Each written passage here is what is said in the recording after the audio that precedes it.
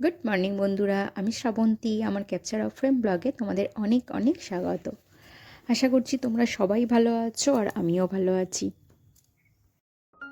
আজ হচ্ছে 29শে জানুয়ারি আর বারটা হচ্ছে সোমবার। আর এখন ঘড়িতে বাজে ওই 9টার মতো। এখন থেকে তোমাদের সাথে নিয়ে আমার ব্লগটা স্টার্ট করছি। আশা করছি তোমাদের ভালো লাগবে। তো এটা হচ্ছে 2025-এর আমার লাস্ট ভিডিও। এরপরে তোমাদের সঙ্গে দেখা হবে একেবারে 2026-এ। তো আগাম তোমাদের সবাইকে জানিয়ে দিই হ্যাপি নিউ ইয়ার। সবাইয়ের ভালো কাটুক, সুস্থ কাটুক, সবার মনের কামনা পূর্ণ হোক। তো প্রচণ্ড শীত পড়েছে আর এই যে একেবারে কিচেনের সামনের যে জানালাটা আছে ওটা একেবারেই আমি খুলতে পারছি না, এত হাওয়া। তো সেই জন্য জানালা বন্ধ করেই আমি চাটা করছি আর কি। প্রচণ্ড ঠান্ডা পড়েছে এবছর। তো এবছরের মতো ঠান্ডা কোনো বছর আমি পাইনি। হাত পা একেবারে বসে যাচ্ছে ঠান্ডায়, কাজ তো করতেই ইচ্ছা করছে না। আর মেয়েদের কাজ মানে বেশিরভাগই হচ্ছে জলের কাজ। তো একেবারে জল ছাড়া তো কাজ হবে না। তো যেটুকু না করলে নয় সেইটুকুই কাজ করছি। এক্সট্রা কাজ বলতে যে কাজগুলো ক্লিনিংয়ের কাজগুলো থাকে সেইগুলো একেবারেই করা সম্ভব হচ্ছে না। তবে একেবারে করলে তো অনেক কাজ একসঙ্গে জমে যাবে, তবে মোটামুটি অল্প করে রাখছি। সকালের বাসি কাজকর্ম যা করার সেগুলো করা হয়ে গেছে। আর এখন একটুখানি চা খেয়ে ব্রেকফাস্ট বানাতে হবে। তো কর্তামশাইয়ের লাঞ্চ বক্স বানিয়ে দিতে হবে। আর তার সঙ্গে মেয়ে কি টিফিনে খাবে সেটাও হবে। মেয়ে হচ্ছে ঘরে আছে, তাই তার টিফিনটাও তৈরি হবে, না হলে তো একদম আর্লি মর্নিংয়ে তার টিফিন তৈরি হয়ে যেত। তো আজকে একটুখানি সাবুর পোলাও বানাবো। তো সাবু একটু ঘন্টা দুয়েক আগে ভিজিয়ে রেখেছি, কতটা ভিজেছে জানি না। একটু ভুল হয়ে গেছে, একটু গরম জলে ভিজিয়ে দিলে পুরোটা ভিজে যেত, তবে ঠান্ডা জলে ভিজিয়েছি, জানি না কতটা ভিজেছে। তো এখানে পোলাও করার জন্য আমি সবজি কেটে দিচ্ছি, তবে আমি একটু আলুও দিচ্ছি, কারণ আমাদের একটু বাড়িতে আলু পছন্দ করে। তো সেই জন্য এখানে সবটা সবজি দেবো না, কিছুটা সবজি আমি তুলে রাখবো। মেয়ে পাস্তা খাবে বলেছে, ও সাবুর পোলাও খাবে না। তো আমার আর বরমশাই, আমার হাজব্যান্ডের জন্য তৈরি হবে, আর মেয়ের জন্য পাস্তা তৈরি হবে। মেয়ের স্কুল অনেক দিন আগেই ছুটি পড়ে গেছে। তো খুব ইচ্ছা ছিল যে কোথাও একটা বেড়াতে যাওয়ার, কিন্তু হাজব্যান্ডের কোনো ছুটি নেই বলে সম্ভব হলো না। তো তবে আগে ছুটি পেলে বাড়ি যেতে হবে, কারণ বাড়িতে যে ক্লিনিংয়ের কাজ অনেক কিছু পড়ে আছে, সেইগুলো বাড়িটাও একটু দেখাশোনা করতে হবে। আমরা তো মাসে একবার করে বাড়ি যাই, তবে জানুয়ারির প্রথম সপ্তাহে হয়তো আমরা যেতে পারি। যার জন্য হচ্ছে ওখানকার যত পিকনিক সমস্ত কিছু আমরা মিস করছি। এই কয়েকদিন আগেই ওর বাবা ছোটোবেলার বন্ধুদের পিকনিক ছিল, তো সেটা আমরা মিস করলাম। তো আরও এরকম নানা রকম বিয়েবাড়ি মিস করছি, তো অনেক কিছুই মিস করছি, কারণ হচ্ছে ওখানে থাকছি না বলে। তবে সম্ভবত খুব তাড়াতাড়ি একটা বিয়েবাড়ি পড়বে শুনতে পাচ্ছি। ওর বাবার আর কি ছোটোবেলার বন্ধুর একসঙ্গে সব পড়াশোনা করেছে, তারই একজনের বিয়ে হবে।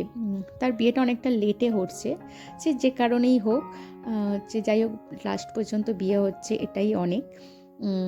তো সেই বিয়েবাড়িটা আমরা অ্যাটেন্ড করার ইচ্ছা আছে, জানি না কত দূর কী হবে। তো বড়মশাইয়ের যদি ছুটি না থাকে তাহলে সমস্ত কিছুই বানচাল হয়ে যাবে।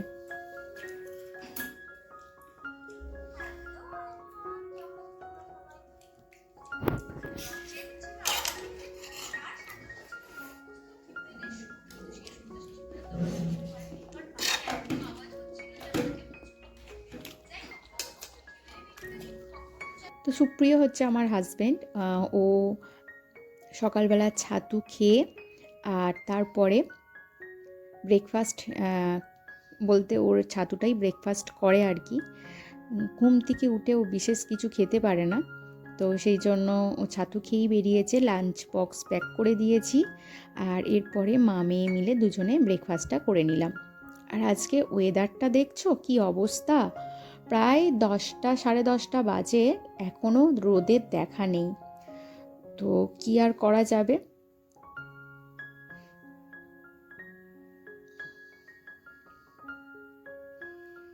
তো চারিদিকটা এরকম প্রায় হয়ে আছে, কুয়াশা এখনও হালকা হালকাভাবে আছে। তো এরপরে দুপুরের লাঞ্চ বানাতে হবে, স্নান করতে হবে, পুজো সারতে হবে। তো তার আগে বিছানাটাকে ভালো করে পরিষ্কার করে নেব।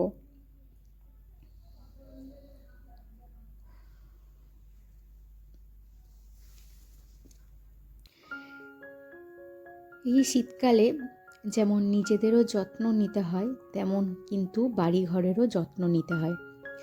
যত্নেই কিন্তু প্রত্যেকটা জিনিস ভালো থাকে, মানুষের মন থেকে বলো, আর কাজকর্ম থেকেই বলো, আর বাড়িঘর থেকেই বলো, সব কিছুর যত্ন আছে। আর এই যত্ন ছাড়া কোনো জিনিসই কিন্তু ভালো থাকতে পারে না। যে জিনিসটাই কেয়ার করব না, সেই জিনিসটারই কিন্তু বেহাল দশা হয়ে যাবে। এই দেখো না, যেমন এই যে র্যাকগুলোর মধ্যে ওষুধের জায়গাগুলো আছে, বেশ কয়েকদিন মোছা হয়নি, জাস্ট ওপর মুছছিলাম, তো এর মধ্যেই ধুলো জমে গেছে। এই নয় যে অনেক দিন মুছিনি। সেই রকমভাবে কিন্তু মানুষের মনেরও যত্ন নেওয়া দরকার। একটা সময় ছিল যখন বাচ্চা কাচ্চা একেবারে ছোট থাকে, সেই সময় তো নিজের জন্য সময়ই পাওয়া যায় না। যখন আস্তে আস্তে বড় হতে থাকে, তখন কিন্তু একটু একটু করে নিজের যত্ন নিজেকে নিতে হয়, মানে নিজের মনের যত্ন। আসলে কাজকর্ম করতে করতে অনেক সময় আমাদের মন খারাপ হয়ে যায়, সব সময় কাজ করতে ভালো লাগে না। আর সেই সময়ই কিন্তু আমাদের মনের কেয়ারটা নেওয়া দরকার। যাই হোক, তোমাদের সঙ্গে বকবক করতে করতে আমার বিছানা গোছানোও কমপ্লিট, আর বিছানার চাদরও মানে চেঞ্জ করা কমপ্লিট হয়ে গেছে। তো এই শীতে সমস্ত কিছু একসঙ্গে কাচলে তো শুকনো হচ্ছে না, নেক্সট দিন পর্যন্ত শুকনো হচ্ছে। তো আজকে আর আমি বালিশের কভারগুলো চেঞ্জ করব না, নেক্সট দিন বালিশের কভারগুলো চেঞ্জ করে নেব। আর একসঙ্গে এত ঠান্ডাতে কাচতেও পারবে না, যেহেতু ম্যানুয়াল সবই হয়, তো এখানে কোনো মেশিন দ্বারা কিছু কাজ করা হয় না, তো সেই জন্য কিন্তু কষ্টটা আমাদেরই হবে। তো কয়েকটা একটু অন্য ঘরে রেখেছি, কয়েকটা বালিশ, যেগুলো আমাদের এই মুহূর্তে লাগবে না, কারণ ওর বাবা তো দুপুরবেলা শোয় না, থাকেও না, তো সেই কটা বালিশ আমি একটু অন্য ঘরে রেখেছি। আর এই যে ফ্ল্যাগ গোছার যে জায়গাটা, এটাতেও নোংরা পড়েছে, তো এটাকেও ভালো করে ক্লিন করে নিলাম। আর তার সঙ্গে এই যে চার্জারের জায়গাটা, এটাও কিন্তু পরিষ্কার মাঝে মাঝে করা দরকার আছে। তো এই চার্জারের একটা চার্জার প্রায় নষ্ট হতেই বসেছে, ফ্ল্যাগের পয়েন্ট কাছ থেকে এই যে ছিঁড়ে যাচ্ছে, তো সেই জন্যই আর একটা চার্জার কেনা হয়েছে। তো সেই জন্য এই চার্জারটা এখন আমি গুছিয়ে তুলে রাখবো, কারণ দুটো চার্জার এক জায়গায় থাকলে তো একটা ফেলবে, একটা নষ্ট হবে আরও বেশি, তো সেই জন্য একটা চার্জারে মোটামুটি আমাদের সকলের হয়ে যায়। আর সকালবেলা ঘুম থেকে ওঠার পর আমার সবথেকে প্রথম কাজ হচ্ছে যে কটা ফোন থাকে চার্জ দিয়ে নেওয়া। তো একটার পর একটা চার্জ হতে থাকে, ফার্স্ট আমি চার্জ দিই, কারণ সারাদিন আমার ভিডিও হয়, তো সেই জন্য আমি ফার্স্ট চার্জ দিই। তারপরে হচ্ছে সুপ্রিয়র আমার হাজব্যান্ডের চার্জটা দিয়ে দিই ফোনের। আর নেক্সট হচ্ছে আমার মেয়ের কাছে হচ্ছে ওই ফোনটা এমনিই থাকে এক্সট্রা, ওই ফোনটা খারাপ হয়ে গিয়েছিল, তো সেই জন্য আমার হাজব্যান্ড বেশ কয়েক মাস আগে একটা নতুন ফোন নিয়েছে, তো ওটা মোটামুটি গেম টেম খেলা যায়, একটু ইউটিউব ঘাঁটা যায়, এইগুলোই যা করা যায়, তো ওইগুলোই জন্যই ফোনটা রাখা আছে। কারণ কখনো কখনো মেয়েরও, যেহেতু এখানে কোনো টিভি নেওয়া হয় না, তো ও একটু ফোনের মধ্যেই কার্টুন ফার্টুন দেখে, তো সেই জন্য। তো ওদিকে বিছানা গোছানো কমপ্লিট করার পর কিচেনের হাল যা হয়েছিল দেখার মতো নয়, তো কিচেনটাকে ক্লিন করে নিলাম। আর এই যে ফ্রাইং প্যানটা ভালো করে জলে ভিজিয়ে রেখেছিলাম, ভিজিয়ে রাখলে কি হয়, সহজেই পরিষ্কারটা হয়ে যায়, কোনো চাপ দিতে লাগে না। তো এই ফ্রাইং প্যানটা আমার অনেক দিনের, প্রায় নষ্ট হয়ে গেছে, নতুন একটা নিতে হবে। তো যাই হোক, কড়া, ফ্রাইং প্যান সমস্ত কিছু ভালো করে পরিষ্কার করে নিয়েছি। এবারে দুপুরের লাঞ্চটা তৈরি হবে। রবিবার দিন যে চিতল মাছ নিয়েছিলাম বাজার থেকে, সেই চিতল মাছই করব। আমি একটা আমার জন্য পেটি নিয়েছি, আর মেয়ের জন্য আর হাজব্যান্ডের জন্য দুটো গাঁতার পিস নিয়েছি। প্লেন হচ্ছে পেঁয়াজ আদা রসুন দিয়ে কালিয়া মতো করব আর কি। আর তার সঙ্গে করব একটু ডাল, আর হচ্ছে করব একটুখানি বেগুন ভাজা। বেগুন আছে, বেগুন ভাজবো, আর কিছু করব না।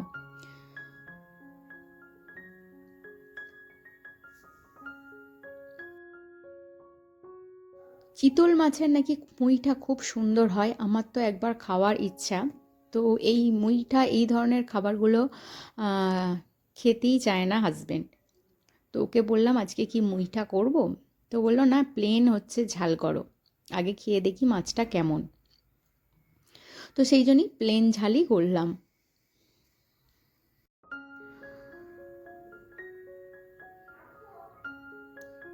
তো মোটামুটি সমস্ত রান্না কমপ্লিট হয়ে গেছে। আর এবারে হচ্ছে ওভেনটা পরিষ্কার করে নিয়েছি, আর কয়েকটা বাসন আছে, তো সেই বাসনগুলো পরিষ্কার করে নেব। নিলেই হচ্ছে দুপুরের রান্নাবান্নার কাজ কমপ্লিট।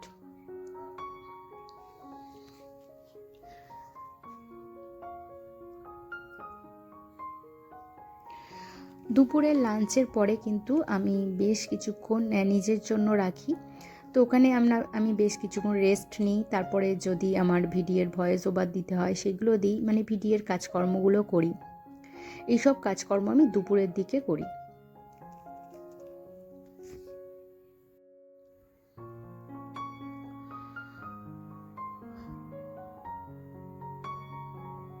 আর অবশেষে আমার যে কিচেন টাওয়ালগুলো থাকে, আমি প্রত্যেক দিন এটা সার্ফ দিয়ে একেবারে প্লেন জল দিয়ে পরিষ্কার করে দিই। আর মাসে একবার বা 15 দিন অন্তর গরম জলের মধ্যে ফোটাই, তাহলে কিন্তু পুরো কিচেন ক্লিন হয়ে যায়। আর একটুখানি আলু ভাতেও দিয়েছিলাম, কারণ কোনো আলুর কিছু ছিল না। তো সেই জন্য যদি মেয়ে খেতে না পারে তার জন্য একটু আলু দিয়েছিলাম, কিন্তু দেখলাম ও মাছের ঝাল দিয়েই খেয়ে নিয়েছে, আর বেগুন ভাজা দিয়ে, ডালও ওর লাগেনি। এরপরে একেবারে চলে এসেছি বিকালবেলা। বিকালবেলায় বেশ কিছু জামা কাপড় জমেছিল, তো সেইগুলো ভালো করে গুছিয়ে নিয়েছি। আজ মেদিনীপুরে মেলাতে যাব। এটা হচ্ছে পৌষ মাসের একটা বড় মেলা। তো বেশ কয়েকদিন থেকেই আমার মেয়ে বায়না করছে যাওয়ার জন্য। এবারে হচ্ছে অফিস থেকে ফেরার পর ওর বাবা এই ঠান্ডায় একদমই বেরোতে চায় না, তো সেই জন্যই আমাদের বেরোনো হচ্ছে না আর কি। তো ওকে অনেক বুঝিয়ে বাঁচিয়ে রেখেছিলাম। রবিবারে তো রবিবারে বলছে যে ওর বাবার ছুটি থাকে, তাহলে কেন যাবে না। তো এই একটা ছুটির দিনে এত ঘুমায় ওর বাবা, তো একই শীতে তো একেবারেই যেতে চায় না। তো অফিস থেকে ফিরেই বলল, তোরা আজকে রেডি হয়ে নে, আজকেই বেরোবো, কারণ একবার যদি বিছানার মধ্যে ঢুকে যাই তাহলে আর বেরোতে ইচ্ছা করে না।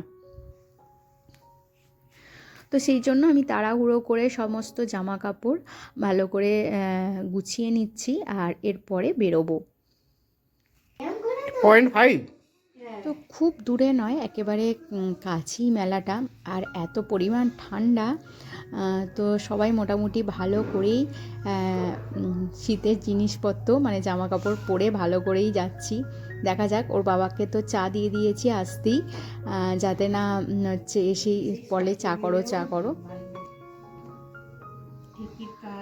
তো ঢেকি স্বর্গে গেলেও ধান ভাঙে, তো সেই রকমই অবস্থা। দেখো, এখনও রেডি হয়েও এদিক ওদিক গোছানোর কাজকর্ম চলছে, চারিদিকে ছড়িয়ে ছিটিয়ে আছে।